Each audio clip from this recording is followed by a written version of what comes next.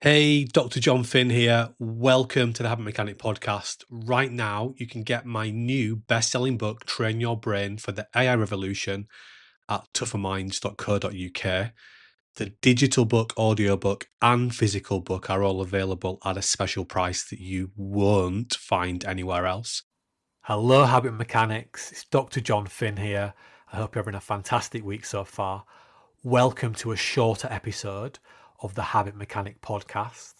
Remember, you can listen to live episodes of the Habit Mechanic podcast inside the Habit Mechanic University app, where you can ask us questions live and we will answer you during the live streamed podcast.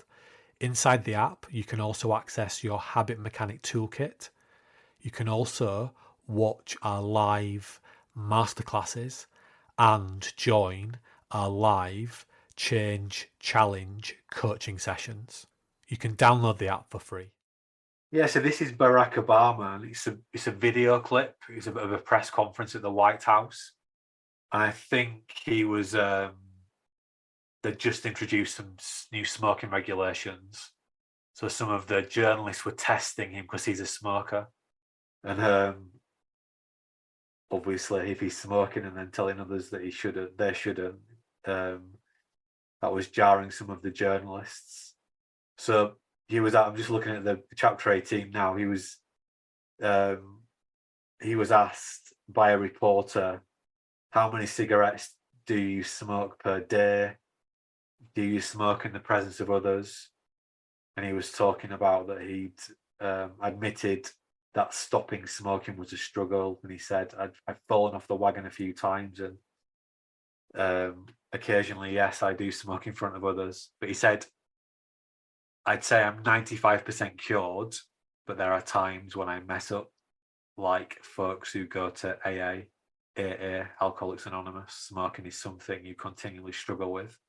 So I think that's a great example of, I think Barack Obama, someone who we see as this fantastic role model, that actually he also struggles with certain addictive behaviors. And when I say an addictive behavior, I just use that language to explain anything that we think and do that we know is not helpful for us, but we can't stop ourselves doing it.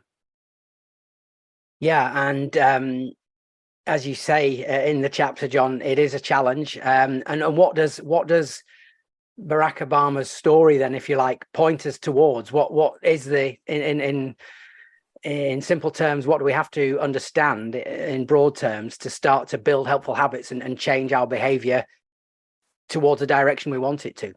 Yeah, what it shows us, unfortunately, is that traditional self-help training coaching doesn't work because it's based on two default but faulty ideas. One is, if we can give people more knowledge about what they need to do to change their behavior, they'll be able to do it. And then secondly, and typically we call that tips and tricks, or coaches call it, we'll give you some tips and tricks. And then secondly, it overestimates the power of verbal persuasion. So Barack Obama knows what he needs to do to stop smoking. He knows, don't buy the cigarettes in the first place, etc. He'll have loads of little tips and tricks. And I'm sure he's verbally persuaded himself many times that it's a good idea to quit and he should quit. But he doesn't, because we don't do what we know we should do. We do what we're in the habit of doing. So traditional self-help training coaching goes in one ear and out the other. What we need to do at a high level, if we want to change our behavior, is 3 simple steps, which all the habit mechanic process is built around. And we call it the habit mechanic system. Step 1 is we need to prime the brain for change. So we need to get that brain working well so that it's able to change. Then we need to lay down some new neurobiological connections. We might do that by building a habit building plan, the bones of which we're going to talk about later. And then number 3, we need to strengthen those connections so that the cobweb-like connections that we talk about in the brain become cable-like connections. And that's how we start to build automatic new behaviors. In other words, habits. Thanks for listening to the Habit Mechanic podcast. If you liked it, please subscribe and tell someone else about one of the ideas or insights that you found most interesting.